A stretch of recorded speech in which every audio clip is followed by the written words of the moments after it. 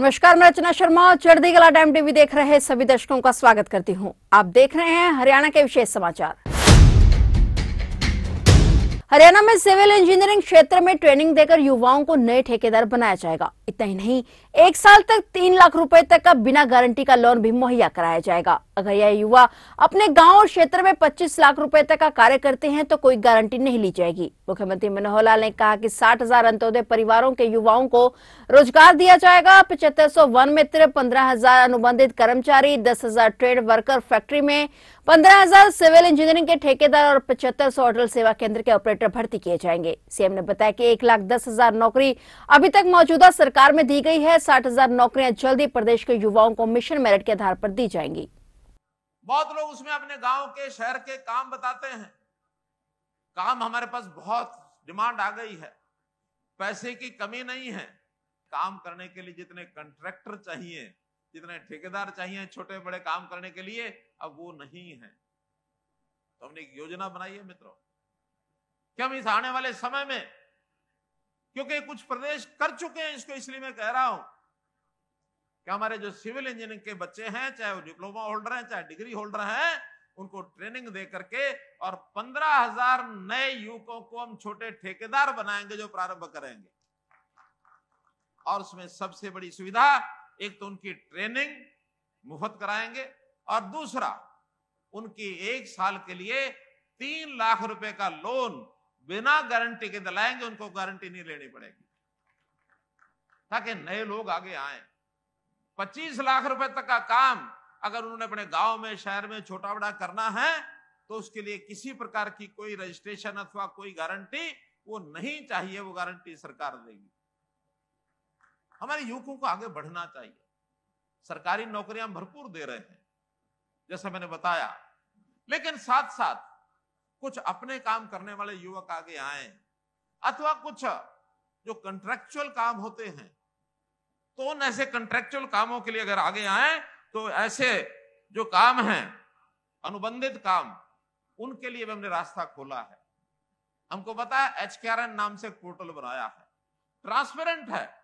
एक ही उसके अंदर हमने बात रखी है कि सबसे पहले काम गरीब आदमी को मिलेगा। जिस परिवार की आय 1,80,000 रुपए से कम है, सबसे पहले एक आदमी को उसमें से काम उपलब्ध कराया जाएगा।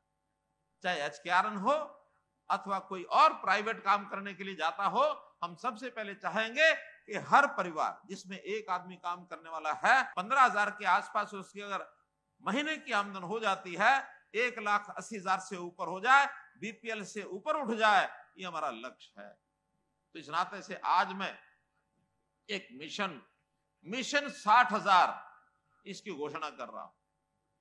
मिशन 60,000 माने अगले समय में 60,000 ऐसे परिवारों के युवकों को काम दिला करके उनकी इनकम 1,80,000 से ऊपर करने का काम करेंगे।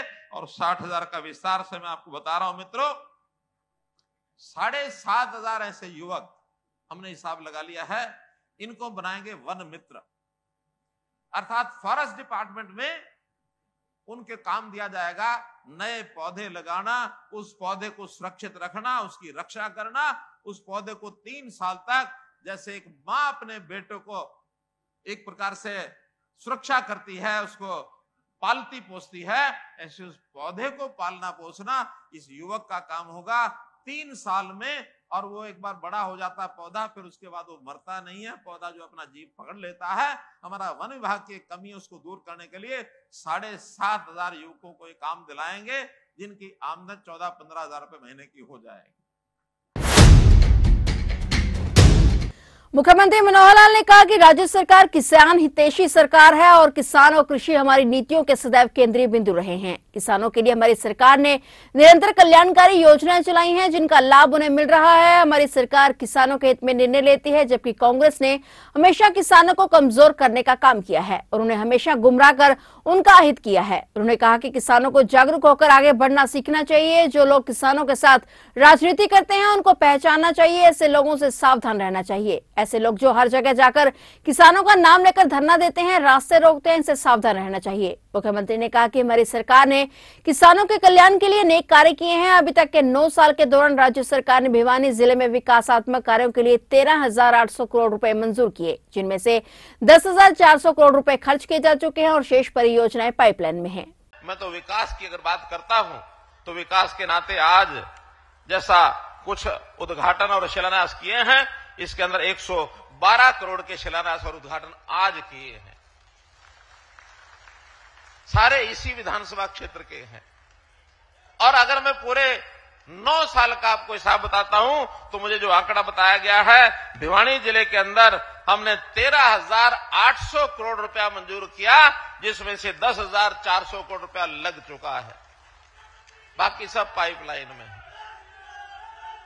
अकेले लोहारू विधानसभा में 3,927 करोड़ रुपया मंजूर किया, जिसमें से अभी 2,421 करोड़ रुपया ये लग चुका है और बाकी 1,500 करोड़ रुपए के काम अभी पाइपलाइन में भी चल रहे हैं।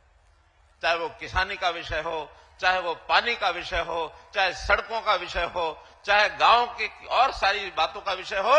गांव-गांव में मैं घूम कर गया हूं जनसंवाद में, तो मुझे भी संतोष हुआ है कि हमने जितनी योजनाएं बनाई हैं, बहुत व्यवस्था परिवर्तन की योजनाएं हमारी बनी हैं, सबका लाभ गांव में मिल रहा है, इसका मुझे संतोष है।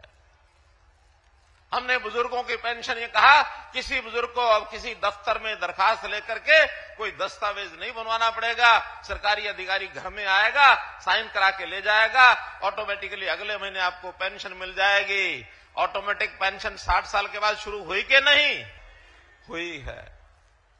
किसानों का हर प्रकार का हिसाब किताब, क्योंकि आईटी का जमाना आ गया है, अब किसान को दर दर भटकने की जरूरत नहीं है।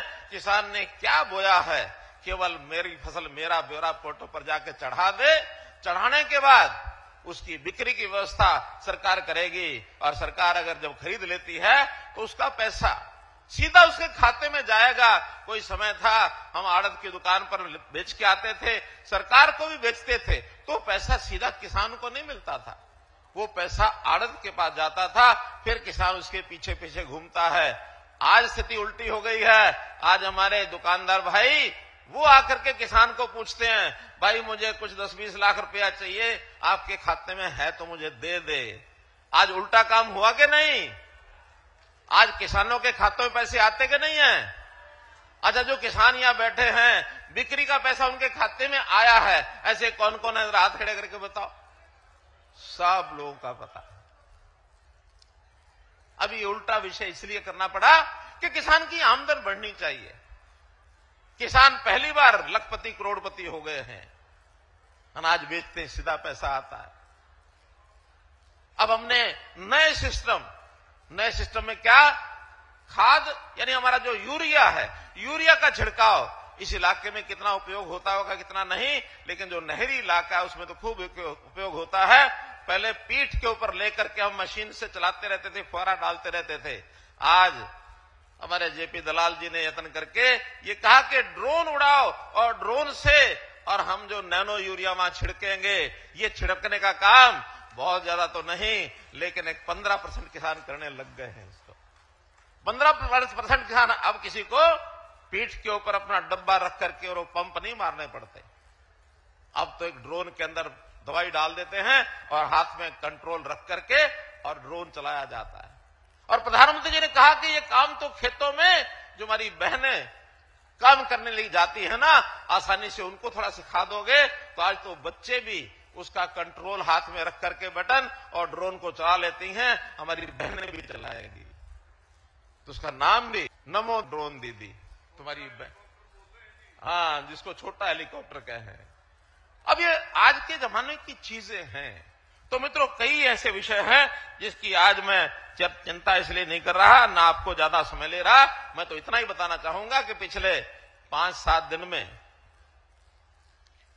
थोड़ा हरियाणा का एक वातावरण अलग प्रकार का है। जिस चीज के पीछे लगते लगी जाते हैं। अब पिछले 7 दिन से गीता जयंती के कार्यक्रम कुरुक्षेत्र में हुए, संत समाज सारा इकट्ठा हुआ, लोग भी 30 लाख से ज्यादा लोग वहां आए। लगातार मैं वहां रहा और संयोग से कल मेरा जाना हरिद्वार हो गया। तो मैं संतों के सानिध्य में कुछ 5-7 दिन लगे। आज मैं जब यहां आया हूं तो मुझे ऐसा ही लग रहा है जैसे सारे संत हैं। ये किसान भी संत से कम नहीं है। देश के लोगों का अन्न पैदा करके उनकी सेवा करना, उनका पेट भरना, ये हमारा किसान करता है। ये त्याग की मूर्ति है, ये संत ही कर सकता है। चौधरी चरण सिंह जी, जो संत कबीर हमने सबने नाम सुना है, सब जयंती मनाते हैं। संत कबीर के अनुयायी थे और संत कबीर के अनुयायी से बहुत प्रभावित होने के नाते से उनकी बड़ी मान्यता थी कि जिस प्रकार के समभाव से संत कबीर काम करते थे, उसी समभाव से चौधरी चरण सिंह जी करते थे, उसी समभाव से हमारा किसान बंधु सब करते हैं। मैं एक बार संत कबीर जी की जयंती में चला गया तो वहां एक दोहा उनके पढ़ के उनका सुनाया गया मुझे। कबीरा खड़ा बाजार में सबकी मांगे खैर, ना काऊ से दोस्ती ना काऊ से खैर। मुझे बड़ा अच्छा लगा और मैं बड़ा प्रभावित हुआ। मैंने कहा यही काम तो हमने करना है सबने मिलके।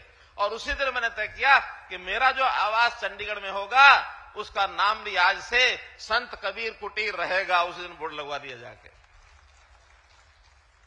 तो बहनों भाइयों, हम इस प्रदेश की सेवा हर व्यक्ति के करना चाहते हैं। कुछ लोग मुझे थोड़ा सा ताना मारते हैं कि इसका तो घर ही नहीं है, इसका तो परिवार ही नहीं है। मैं उस समय थोड़ा सा विचलित नहीं होता हूं, मैं थोड़ा विचार करता हूं, तब लोगों को बताता हूं कि भाई मेरा परिवार तुम्हारे परिवार से बड़ा है। मेरा ये हरियाणा प्रदेश, इस हरियाणा प्रदेश का 2,80,00,000 लोग ये मेरे परिवार के सदस्य हैं। इनकी सेवा करना मेरा काम है। तो इन सेवा करने के लिए बहुत योजनाएं चलाई हमने। उन योजनाओं की बजाय मैं तो इतना कहूंगा कि हमारे किसान बंधुओं जागरूक होकर के आगे बढ़ना सीखो। सुभाष बराड़ जी ने कहा कि हमको अपना दुश्मन पहचानना चाहिए। अब उस नाते से कुछ लोग ऐसे हैं जो इस किसानों के साथ, किसानों के हक की राजनीति चौधरी चरण सिंह जी ने की। किसानों के हक की राजनीति हमको करनी चाहिए, लेकिन किसानों के साथ राजनीति नहीं करनी चाहिए। कुछ लोग किसानों के इश्यूज को लेकर के अपनी अपनी राजनीति करते हैं, किसानों के साथ राजनीति करते हैं। ऐसे लोगों से सावधान रहना चाहिए। और ये जो हर जगह जाकर के किसानों का नाम लेंगे और कुछ ना कुछ उल्टी सीधी बात करते हुए कहीं धरना देंगे और कहीं प्रदर्शन कराएंगे, कहीं रास्ते रोकेंगे, इन चीजों से हमको सावधान रहना है। आखिर किसान का लाभ कौन करता है, किसान की आय कौन बढ़ा रहा है? नरेंद्र मोदी जी ने कितने ही ऐसे कार्यक्रमों को दिए कि किसान की आय डबल करनी है। और उसमें भी जो गरीब किसान है, उस गरीब किसान के नाते हम हर किसी का सहयोग करते हैं।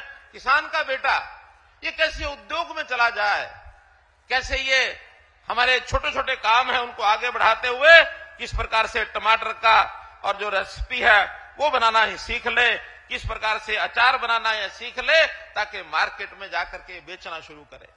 छोटा किसान केवल खेती पर नहीं निर्भर रह सकता, वो अपनी और कमाई को करना शुरू करेगा तो निश्चित रूप से वो आगे बढ़ेगा। तो हम लोग मिलकर के और उन लोगों को भी जवाब देना है जो किसानों के नाम से राजनीति करते हैं। अंत में मैं इतनी बात आपको कहकर के अपनी बात को समाप्त करूंगा कि जेपी दलाल जी ने कुछ विषय हमारे सामने रखे हैं कि इस इलाके में कुछ और डिमांड्स हैं या कुछ किसानों को मान सम्मान बढ़ाने के लिए कुछ बातें इन्होंने रखी हैं। मैं विश्वास दिलाता हूं हम अधिकारियों से सबकी फिजिबिलिटी लेंगे और फिजिबिलिटी लेकर के जो जो चीजें संभव है सब चीजें करेंगे, कोई कमी नहीं छोड़ेंगे। तो ये थे हरियाणा के विशेष समाचार और नए समाचारों के साथ फिर से हाजिर होंगे। तब तक के लिए देखते रहिए चढ़ती कला टाइम टीवी।